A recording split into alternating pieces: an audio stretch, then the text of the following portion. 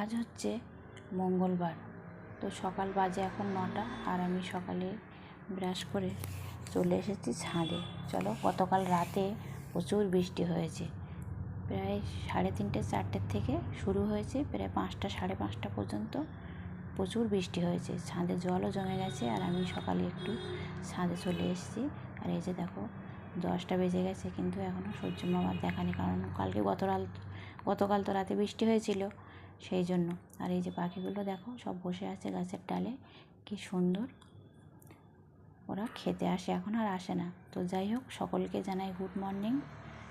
সকলে কেমন আছো? আশা করছি সকলে খুব ভালো আছো, আর আমিও বেশ ভালো আছি।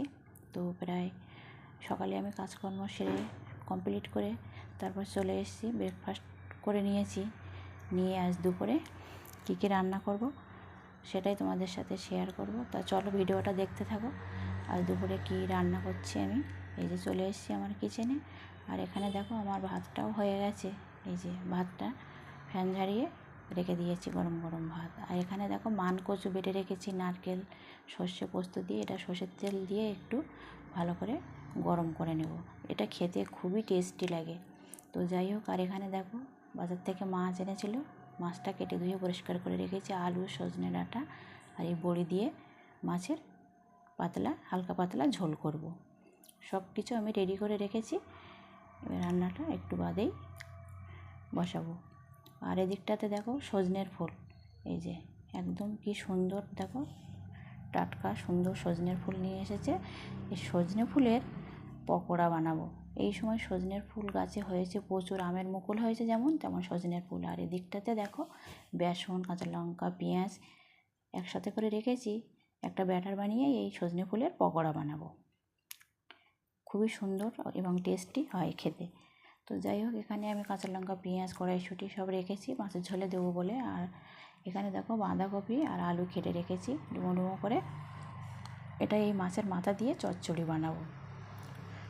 এই চচ্চড়িটা, বাঁধাকপির চচ্চড়ি মাছের মাথা দিয়ে দারুণ লাগে খেতে, আমার তো ভীষণই ভালো লাগে। তো যাই হোক, এদিকে কড়াইটা বসিয়ে দিয়েছি, রান্নাবান্না সেরে নিই, তারপর আবার চলে এসেছি রান্নাবান্না কমপ্লিট করে। তো এখন তো বাজে প্রায় 1:30 2 বেজে গেছে।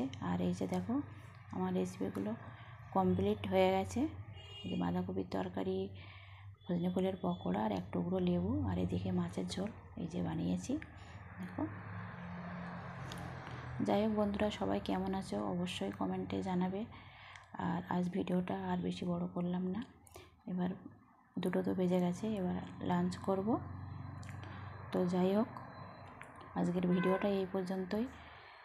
আর যদি তোমাদের ভালো লাগে একটা লাইক, কমেন্ট, শেয়ার করে দিও। সবাই ভালো থেকো, সুস্থ থেকো, দেখা হচ্ছে নেক্সট ভিডিওতে। ভালো থেকো সবাই, ধন্যবাদ।